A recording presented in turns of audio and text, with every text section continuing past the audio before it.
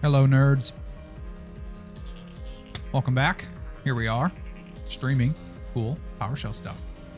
I was thinking for a while about how I develop, and I thought maybe it's time I bite the bullet and actually start doing best practices.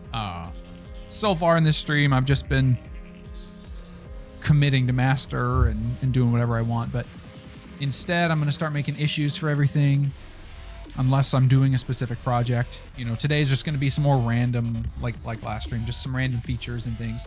But I've actually gone out and made GitHub issues, and then I'm planning on making PRs that fix those issues. So this will be good practice for me to do this stuff. So let's go ahead and look at a few of those.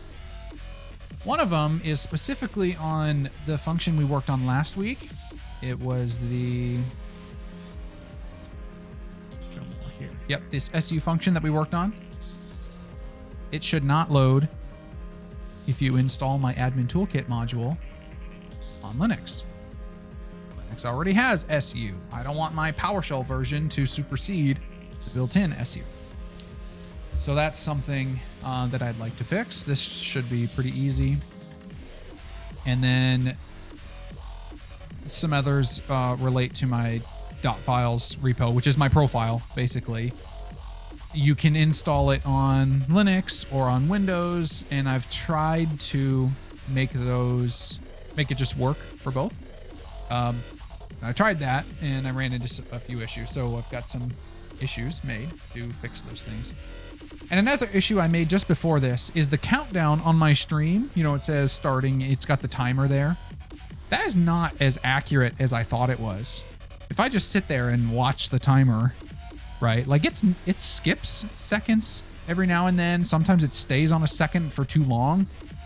And so that could definitely make this better. I think there's programs out there that do this same thing, but by golly, I'm making it myself. So we could improve the date logic and how many seconds it has calculated and what it shows up in the stream. So we'll get to that. But the easy one I wanted to take care of first was this SU.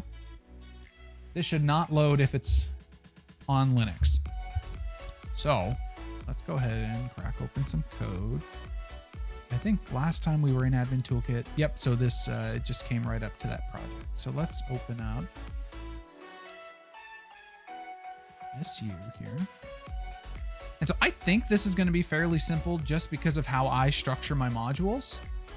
So when I build and publish my module, each function is in its own file. So I think I should just be able to wrap this function in a check for, is this Linux? Nope. Then okay, load it. It must be Windows. So I think I can just wrap this up. Let's, again, best practice. I don't have any branches. So I'm going to make a branch for, this is, well, can I make, I guess I could just make a branch, whatever I want. This is issue number 1, I guess. SU fix for Linux. Cool. Now here I'll make my changes. So I think in the PowerShell 7, or PowerShell Core, I should say, this comes in version 6. You get these automatic variables. Let me just say get variable. So all these get pre-loaded. They're available to me just when you load PowerShell. And in PowerShell Core, so PowerShell 6 and up, you get this is Core CLR, is Linux, is Mac, or is Windows. Basically, the intent behind these is whatever system you're on, that variable will be set to true, and the others will be false.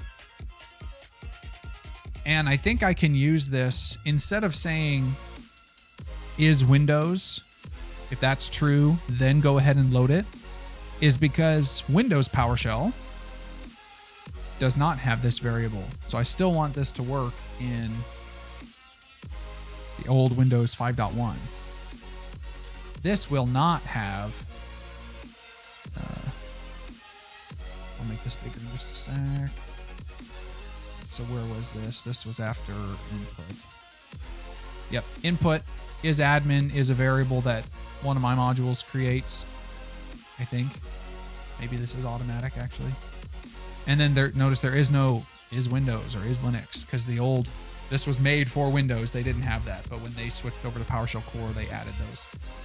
So I can't say, oh, is Windows true, then load it, because this one doesn't have is Windows. So my thought is check to see if is Linux is false. And that will work even in Windows PowerShell.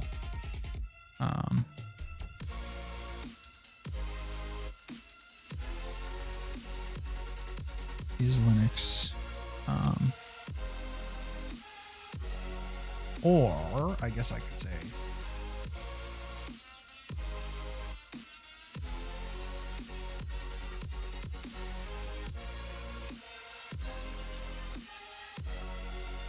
there we go.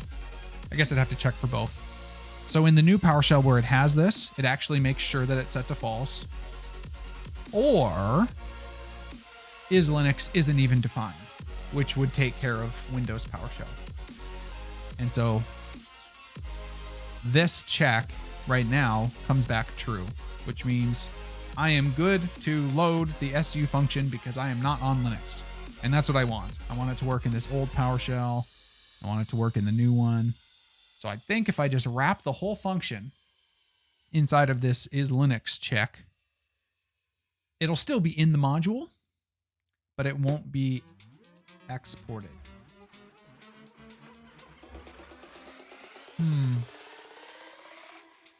That brings up another issue. Before I even do this, my manifest is exporting SU in here.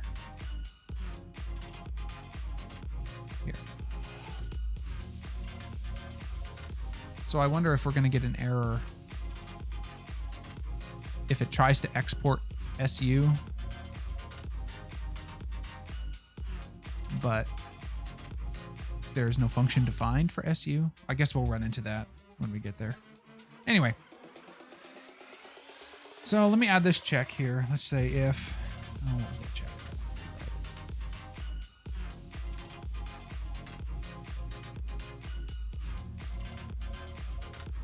is Linux equals false, or null is equal to is Linux. Then I want to wrap basically the whole rest of the file.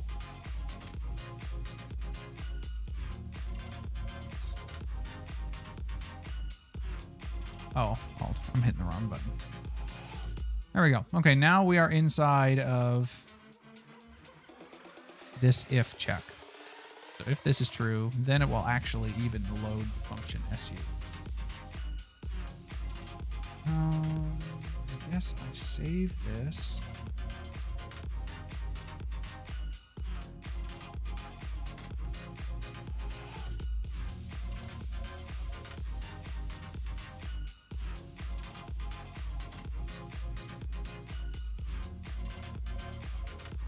Okay.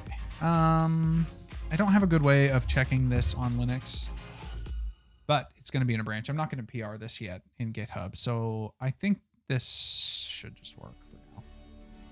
So what I'm going to do is, right now this branch just lives on my machine. I'm going to push this up. Yep, we just edited one file.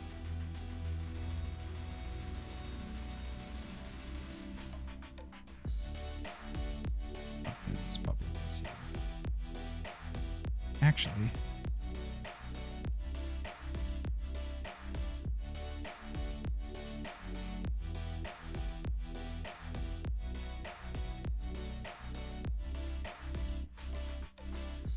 oh, okay, yep, that should work.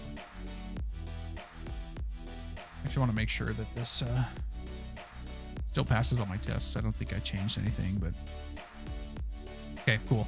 What I'd like to do is add this automation in GitHub. When someone makes a pull request, it's going to run all my checks and then, you know, put thumbs up or thumbs down on that pull request. Okay, so I am good to git push u origin fix for Linux. And that just means right now only my local repository even knows that this branch exists. So what I told it to do is set the upstream to the origin, which this is set as my GitHub repo. And I'm telling GitHub, hey, I've got this branch locally. I'm going to push it up.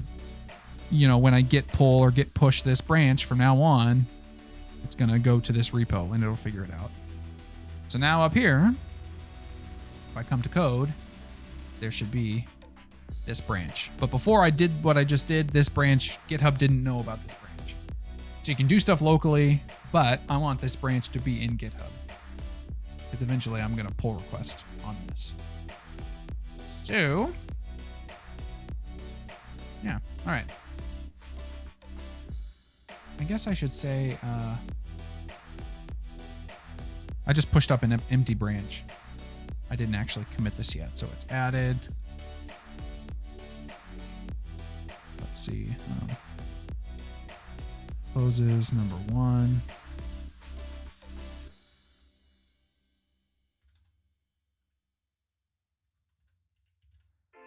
Loads SU.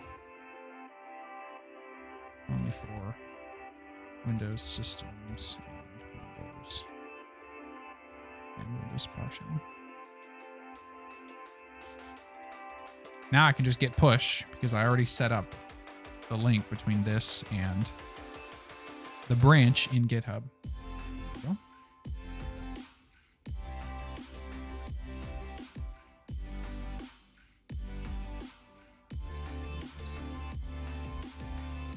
Checks is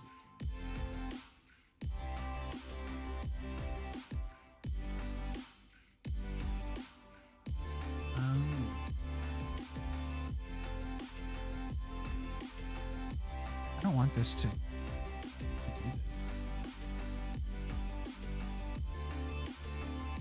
Yeah, this is bad. So basically it ran my pipeline to test, build the module, retest, and if it's a new version, it's going to publish it. That is no good. Let me look at the code for that. I want that to only run if, yeah, on push to master. So I actually need to edit this right now.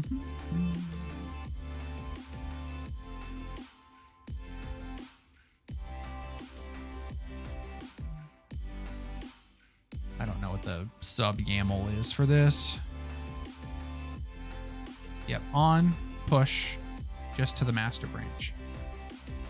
Something like that.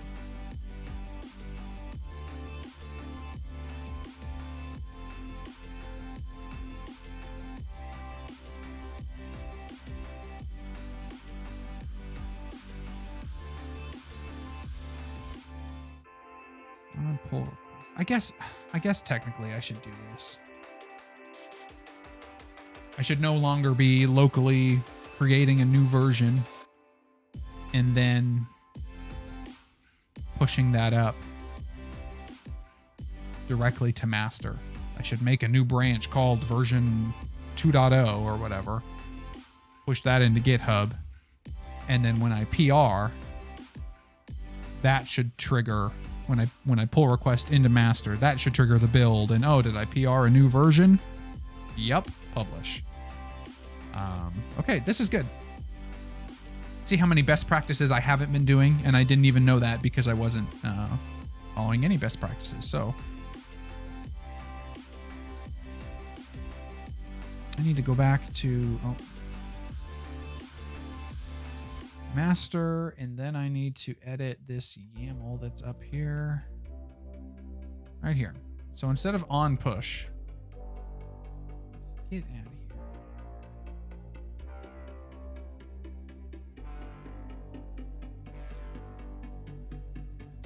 Oh, it's under on. Oops. On pull request for the branches master. Yep. Before it was just saying any action to push to the repository at all, any branch, it's going to do that version check, and that is not good.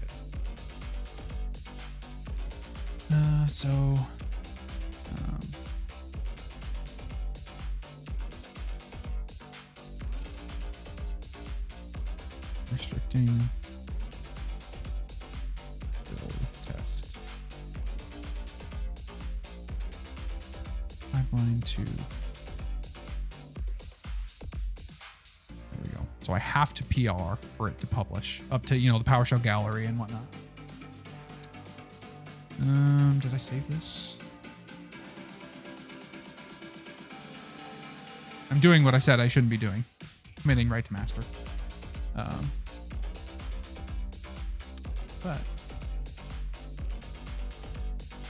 okay, there we go. So I guess I want to test that works.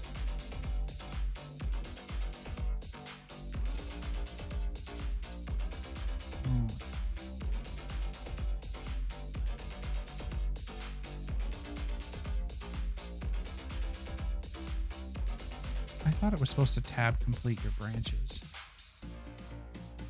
So I've updated master since I made this branch. So notice in this branch, I don't have the current changes from master. So what I can do is this branch still has changes that master doesn't have, but master has changed since I created this branch. So I want to pull in those changes. So that's a git pull origin master. Remember, I have this branch checked out. Running this command will update this branch from what's on master. So, yep, now I have these changes, and my branch is still special. Whoops. But now I want to git push. Because this branch in GitHub did not have this. And so now that I pushed up here, it should not run this action.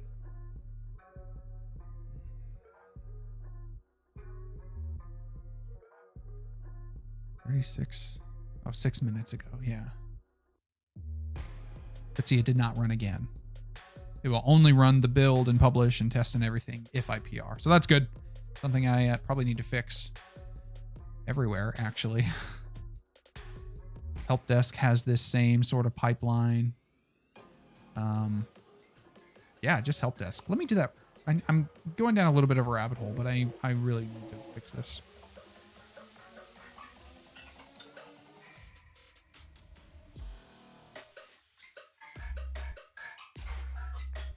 GitHub, publish. Yep, same thing. So on.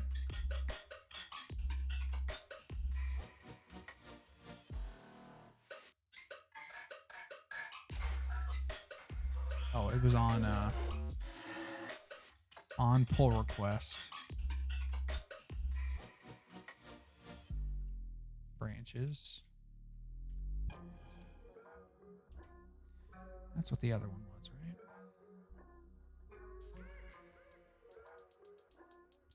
Did it 4 seconds ago and I can't remember. Pull request, branches master. So.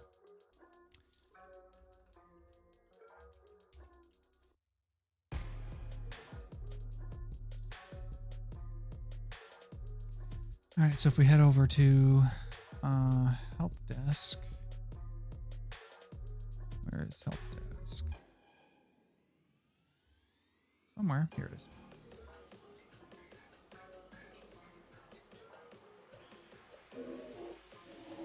All right, so I push new code, and before, just doing that would have invoked a new pipeline. So that's good, that worked. Okay. Back to what were we doing in the first place? We fixed SU, but I need to test that before I PR. It's got to be a faster way to jump around. There we go. So I will test this feature in a container sometime to make sure it works, and then I'll PR it. But let's go to, I think it was dot files.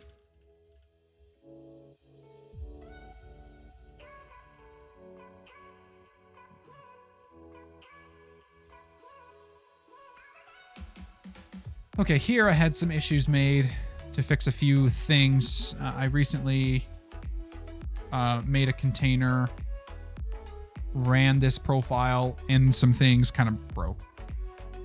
So let's not look at this one. Let's do this one first. I want to disable creating the symbolic link. So in your home, or your profile, whatever. So in Windows, see users Matthew, it would make a .config folder and then a symlink to a subfolder in there called PowerShell. And that symbolic link would point to wherever you cloned this .files repository in the first place and point to its PowerShell profile.ps1. I think whether you're on Windows or Linux, just the normal way that this references the profile is good enough. I don't need to do this symbolic link stuff. So I want to fix that. So let's open up .files. So what I'm doing there is, let me pull up that command. Code.-r. This means open up VS Code exactly where I'm at in the context in .files. And this -r means relaunch VS Code. Like I only want one VS Code open. So close my current one, open a new one. If I didn't do this, it would just launch a second VS Code. Well, maybe it won't because I've already got this open. If I came back and did code here, it would launch a second VS Code. And I don't want that. I just want to work out of my one.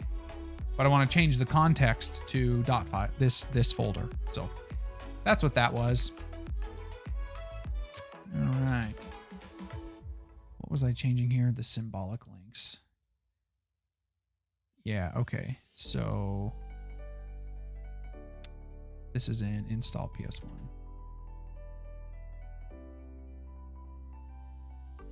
Oh, I actually need to pull. There we go. I've added some stuff. Okay. So here, what this is doing is it's getting every folder inside of this cloned repository, which right now is only .config. Oh no, .config. It gets every folder inside of here, which currently is just PowerShell. But if I had other environments that I wanted to set up, it would set those up too. So first what I'm doing, so folder number 1, in this case it's the only folder, but so it finds folder number 1, which is PowerShell, and it makes that symbolic link, which we're going to turn off. And then it finds in each one of those folders, they will have their own install file. So set up PowerShell, set up whatever else it is. So I will need to disable the symbolic link, and then I will need to change this reference to not point to the symbolic link, to just point to this repository. This will make sense. I guess let me just show it. So if we go to C drive, users, me, there's a .config folder. And then in here is a symbolic link to the cloned repositories PowerShell folder. I think I've shown this before. Make a new folder and pull them both up side by side. Where's this at? C drive, projects, GitHub, .files, config, PowerShell. So it's really just a shortcut to the guts of what's in this folder, which is really the folder that we cloned. And that's good enough. I don't need to do this duplicate stuff. At least not yet anyway. So I'm just gonna comment this out for now. Basically, that will disable creating the symbolic link. And then instead of referencing the symbolic links version of .config in my profile, and then the PowerShell folder, and then its install, I need to reference where is this repository cloned. That's this variable config path. That's really it. That's all I need. Did I save that? Okay, let me do a git checkout. What do I want to call this? Disable. So I made a branch, and then I checked out that branch, and that branch is currently based off of master. That's what that command is. Yeah, okay, so status. Oh, yep, so now I need to save this file.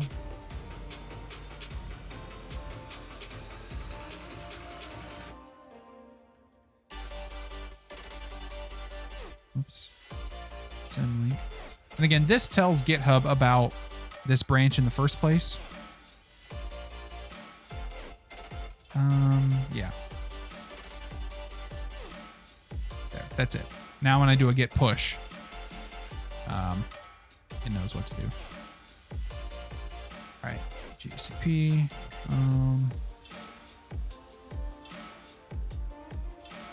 Is this? Oh, number 2.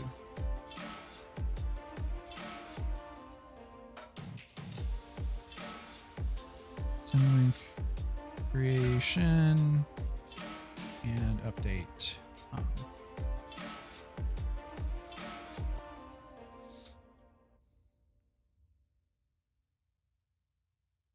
Okay, cool.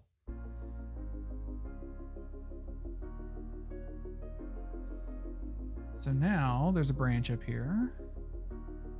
Disable symlink, and I want to merge this in. Compare and pull request. Yep, I'm able to merge, make the pull request.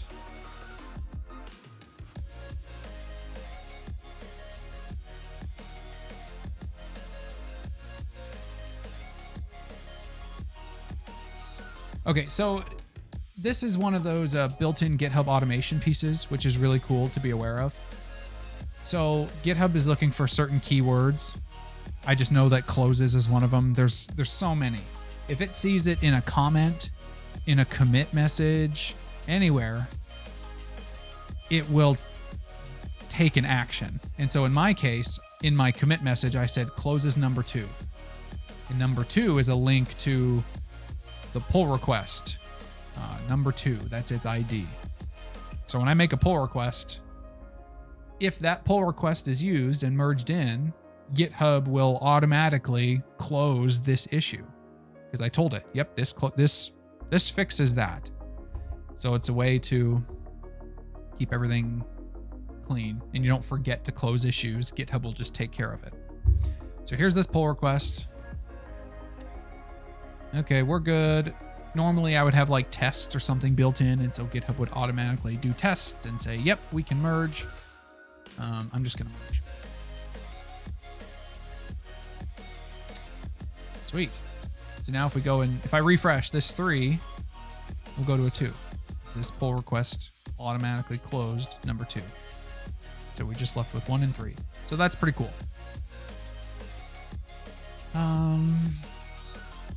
Let's take care of this disable one first before we jump into the other message.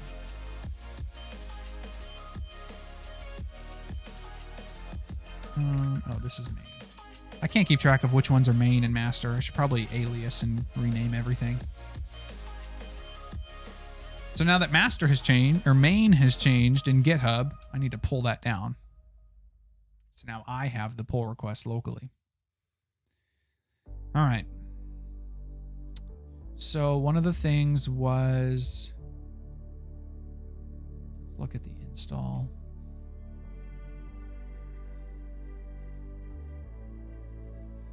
If is Windows. You know, I think I want to actually check the same non-Linux check that I did before.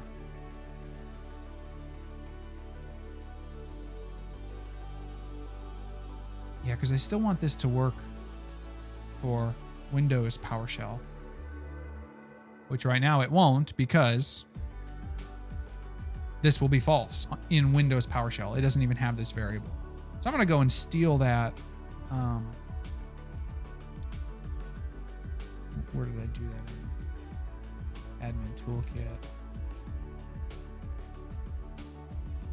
Functions, public. Yes, I could type it out. I'm just lazy.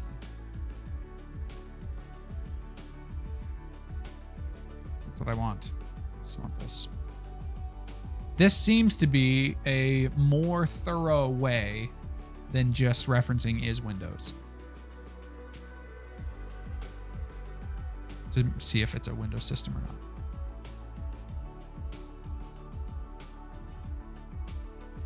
Yeah, otherwise I'll just get a warning. To install fonts, you must be on a Windows system. You know what, I won't even show this. I just only want it to do it if it's Windows.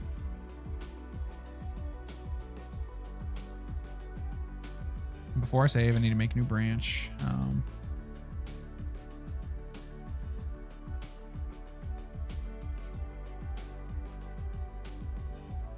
Disable non-Windows features. Cool. Now I can save. And now this branch has those changes. I want to be sure though, I thought it was just the fonts. Let's look at the issue.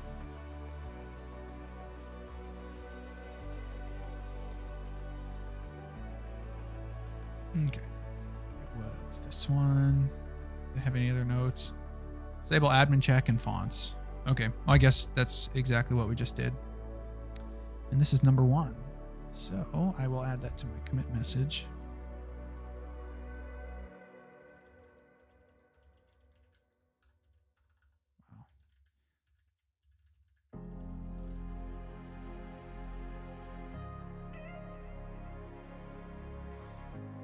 Okay, so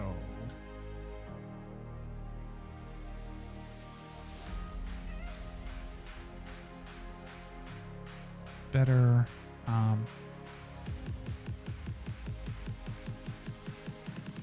Better non-Linux system OS check.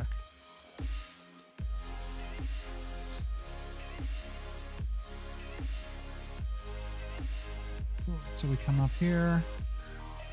It'll tell us there. Yeah, and I want to just merge this in. Another reason for me that I want to have all these issues out here and things is so that I have like a history. Like I can go and look at all the issues I've closed. And all the pull requests and what the code looked like at certain times. It's easier to check that if it's actually a PR or it's actually a closed issue, and instead of just looking at 500 commits. So it's kind of, yeah, instead of me just fixing things on my own, pushing code up, it's nice that it's attached to these issues. Like, why was this commit important? Oh, I see it closed these 2 issues.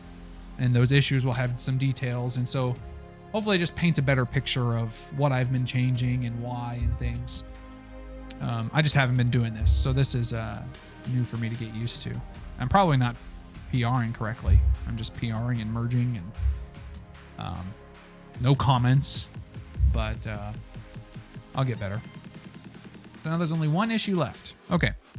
I did a little playing around with, again, installing this on a Linux system. And I thought, PowerShell doesn't come with Linux, but it can run bash. So I wrote a shell script that basically just installs PowerShell.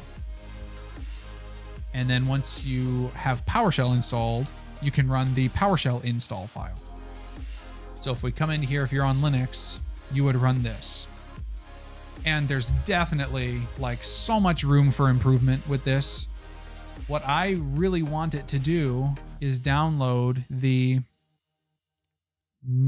latest version of PowerShell for the Linux system that you're on. And there's almost no error checking involved. I ran this from an Ubuntu 2004 or whatever it is. And so in bash, I'm getting, where's the script being ran from? Or where is it cloned, I guess? Yeah, where's it being ran from? And then in Linux, there are a ton of defined variables in this file. And, you know, about the operating system, what's the operating system version, all kinds of stuff. So I'm just importing those variables from this file. And then I can reference ID, which comes from that file, which this just says Ubuntu. And then the version ID, which is 2004, whatever. And then I'm grabbing that, the 64-bit package right from GitHub. So I'm actually going to open this up so you can see. I think I can go to releases latest.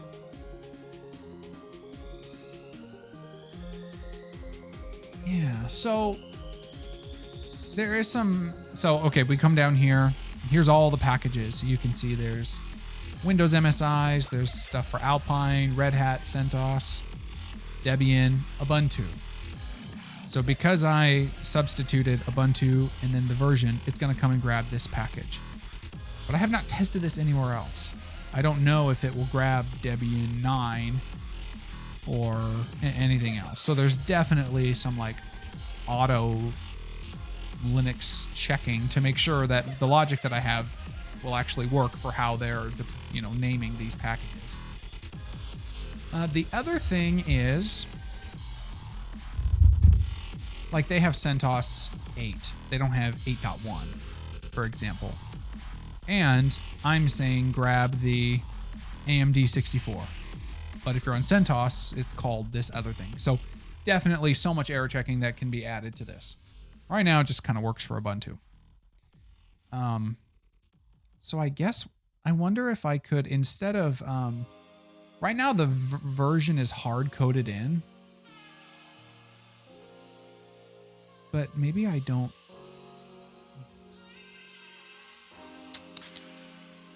Yeah, so I don't know of a way to, I could change this to latest and it would take me to that page, but then I need to grab the specific file name. And that file name also has the version in it. So right now it's hard coded. It's going to grab 7.1.3. When there's updates, I would have to come and update this file manually. And because I'm not that good with bash, I'm not sure exactly how to fix that. But anyway, right now it downloads the Ubuntu package. It extracts it. And there's something that fails in that. So running this apt install f, this like repairs failed dependency downloads or something like that. And then this technically finishes the install for some reason. And then I delete the PowerShell package that was installed because it's extracted and installed already. And then I thought, oh, just kick off the PowerShell install from here. This doesn't work.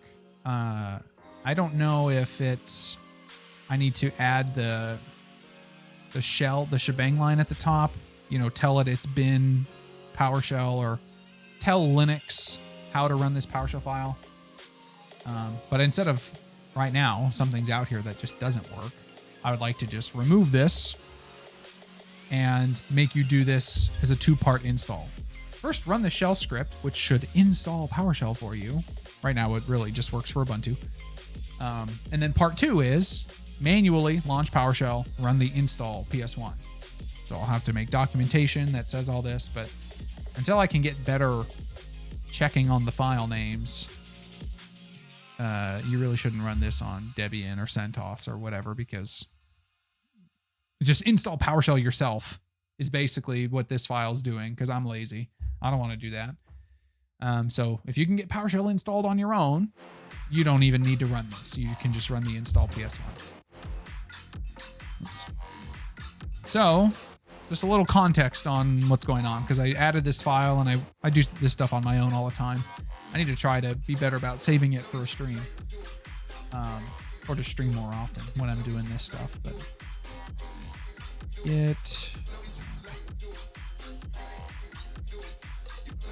I need to recheck out main, because when I run that git checkout -b and make a new branch, it makes a branch based off the current branch that I'm on.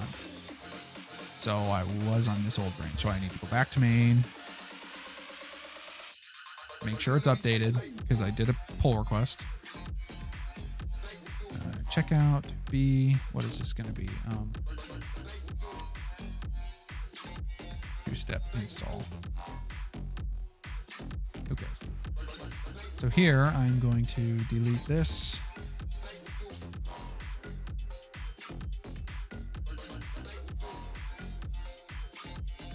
And what else was it?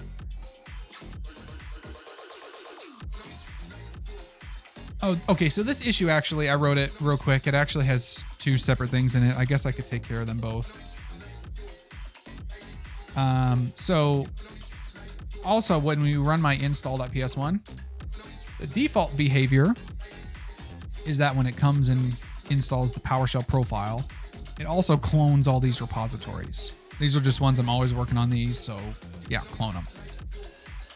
But you can choose to not clone if you don't want to. So when you run this initial install, you can say skip PowerShell get repos.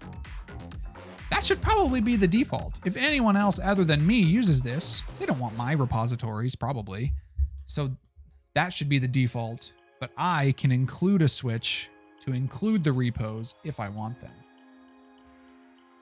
So I'm going to switch this to include, and that will get passed to the install PS1. Let me save this. Then on the install, I need to change the parameter name here also to include. And then where's that?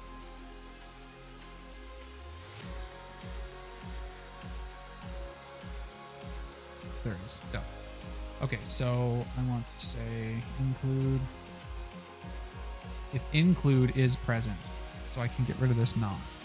If someone specifies include, run this. Install git repos. So that's cool. Oops. Save this file. 2 files here. Oh, 3 files. Yep.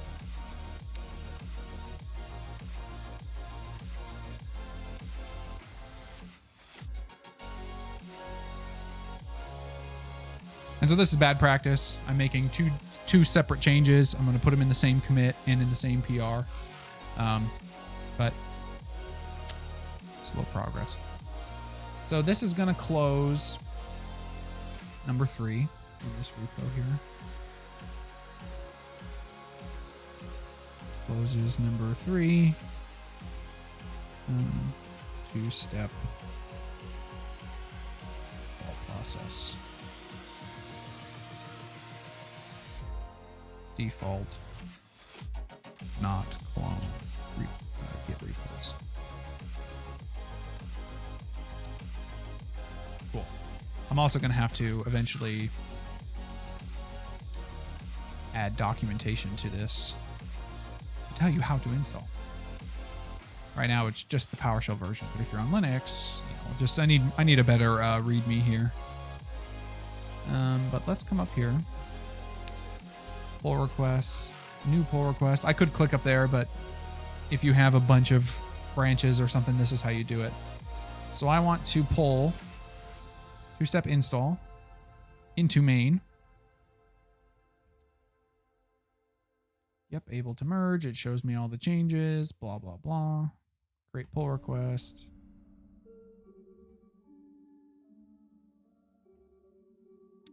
And merge. And then this issue will be closed. No more issues. We closed them all automatically because we had a comment or a commit that said closes and then the number of the commit. So that's good.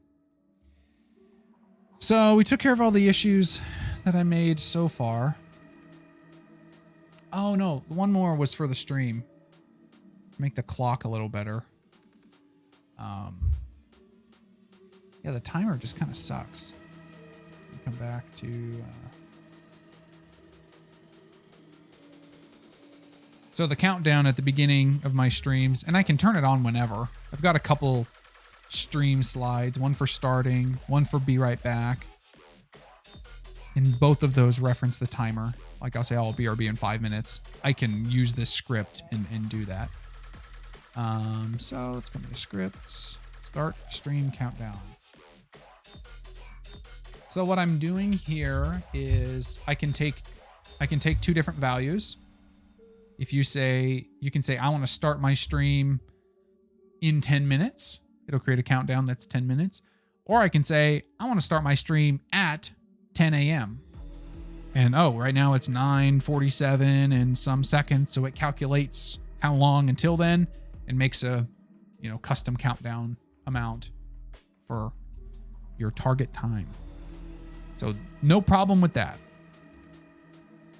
I set my destination time to some time in the future. Whether you provide that time as 10 a.m., which is 13 minutes from now, for example, or you say, I want to start in 7 minutes. So I add 7 minutes to whatever the date is right now, and that becomes your future destination time. So no issue with that. The issue is this loop here. So I'm saying while destination time is greater than now, so while this is still a future time, loop through all this stuff. And so it creates a new time span. Basically, it makes a new range time span, from now and the future time. And it calculates, the difference here is 8 minutes, 23 seconds, and 372 milliseconds. It creates that time span object. And then I do a write progress for myself. This is not the thing is this line here. It takes that time span format, and I format it a certain way. I'll show how this looks here in a sec. But basically, the way Streamlabs is what I use. The way Streamlabs works is I can display a text box on the screen, and that text box is the content of a file. So once I've calculated what that countdown should look like, how many seconds or minutes left or whatever, just write that time stamp to a file.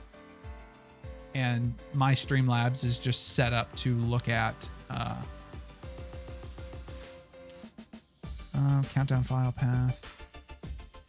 Yeah, so inside of this repository, it makes a countdown.txt file when I'm running the countdown. And so it's going to, my Streamlabs just knows where to look. And then after the countdown's done, we delete that file. So I think I can show this real quick. And see projects, stream, wherever this is cloned to. I think it puts it in scripts. It's going to make it right here. So let's try.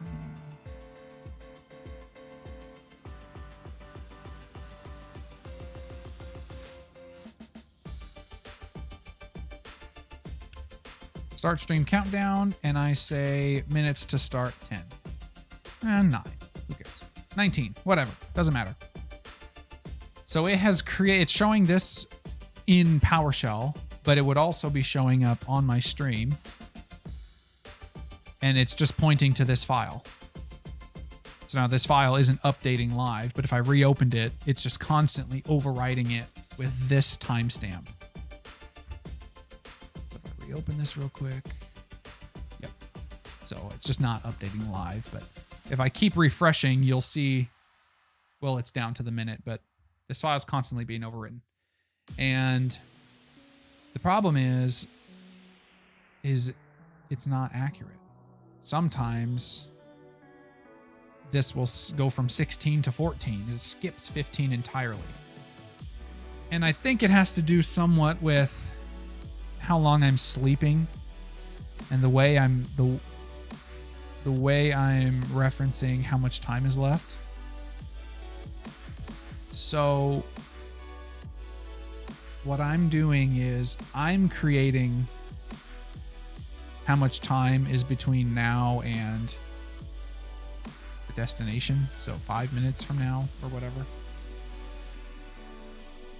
I almost wonder if I should figure out what the future date is, so destination time, that's actually like a date object in PowerShell, and then like read the system clock somehow, because the system clock is going to be more accurate than me sleeping for almost a whole second and then rewriting to that file, which is what's going on right now.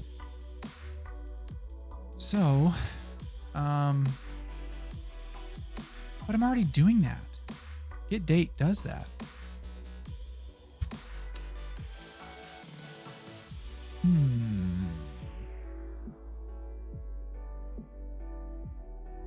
I guess I probably just need to shorten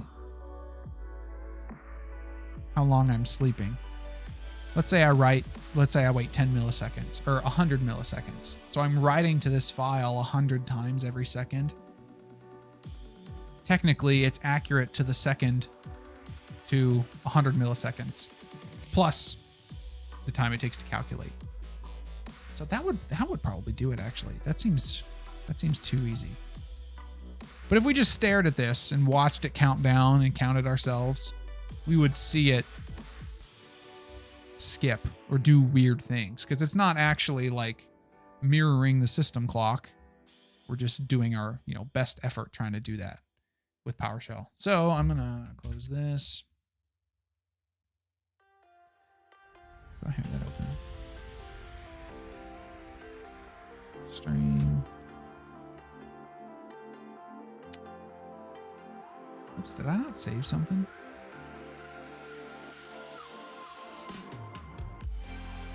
Let me go back.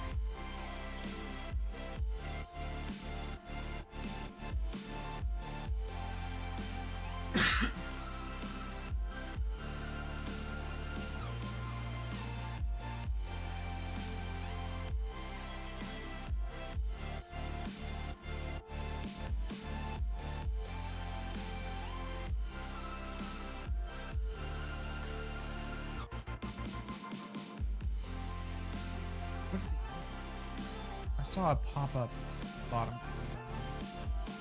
Oh well, who cares? Okay, here we go.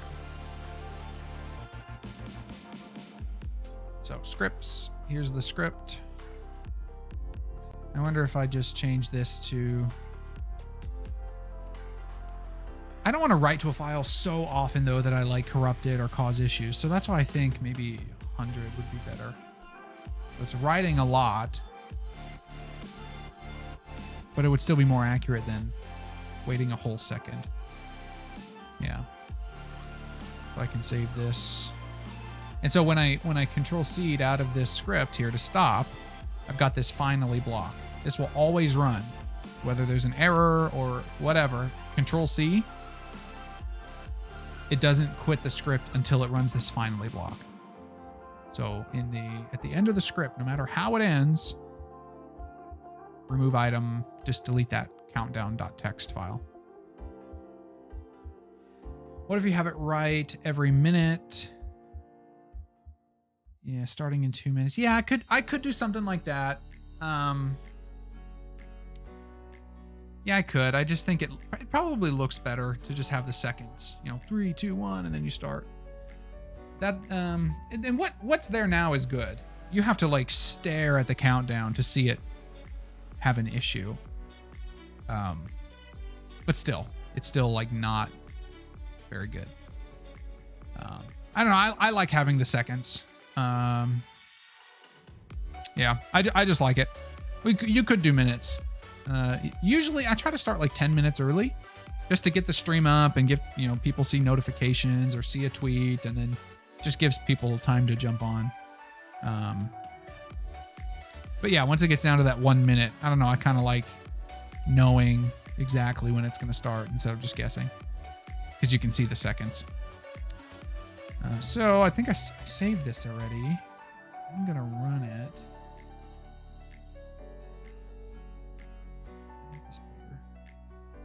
Yep. So I'm just going to watch this for a sec. 50.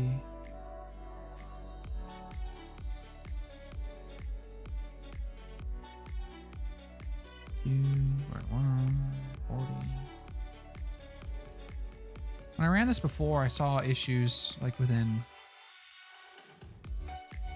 at least within 1 whole minute. I saw it, jitter or something. So if we go a whole minute without any issues, I think we're good. So this write progress is a reflection of the value that it's going to write into that file. So if this skips a second, then I know the file is going to skip a second. I don't think it did. 2, 1. So 2 went kind of fast, and then it went to 1, but at least it's not skipping because we're checking every 10th of a second. I think we're good. I think that's probably good enough.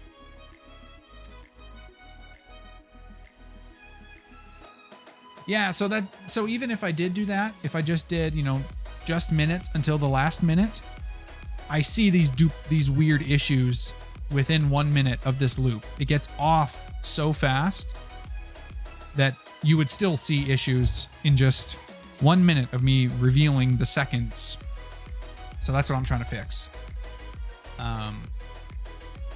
I could do something like that, just minutes until the last minute, and then it pops up the seconds. But if I could just get the seconds to work all the time,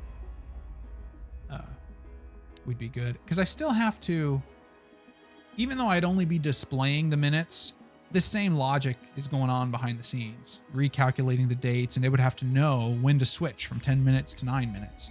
So it's the same logic under the hood. So if I get it accurate, then there's no reason to not show the seconds, basically. Oh, darn, I saved this. Let me see what the issue name was. Hang on. Probably number 1. I don't make issues. So, yep, number 1. I think I need to I need to store this change, like, just save it somewhere. So git stash. Now if I do a git status, oh, there are no changes. I stashed it. And so this lets me make a new branch without Git yelling at me. Ooh, you have changes that you need to save before you can make a branch. Well, I hide those changes from Git basically temporarily. So now I can get check out seconds fix. git stash pop. That will resurrect the stored changes. And now git sees, oh, I made some changes and I'm in the branch that I want the changes to be committed in.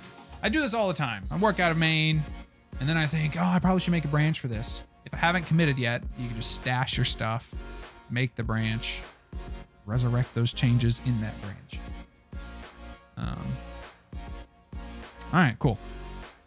So I want to GCP closes number 1, and this is should show seconds more.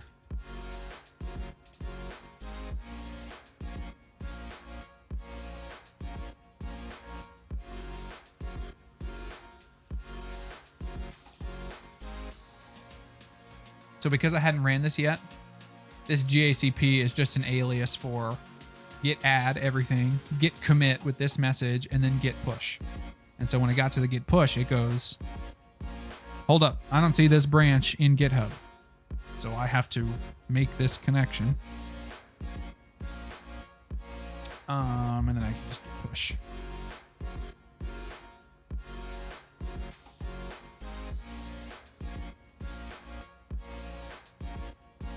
Really? Is it up there?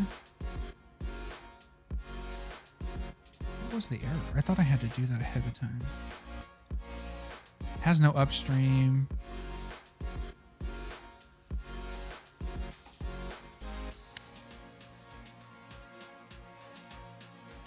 Okay, I guess it did get pushed up there. That was so strange.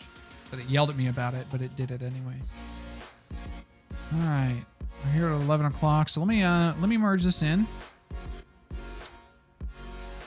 Yep, closes number 1. That's what it is. Create and pull request merge. And that will close this issue. Cool. All right, thanks for tuning in. I'm hoping to come up with another huge project so that these streams are more related. I feel like I've just been doing random stuff, but if that's cool with you guys, cool. Don't yell at me, but if you want to see something specific, let me know. Give me some ideas and we can work on that. Again, thank you so much. Stay nerdy. All right, everyone, have a good weekend, rest of your week. Thanks for joining.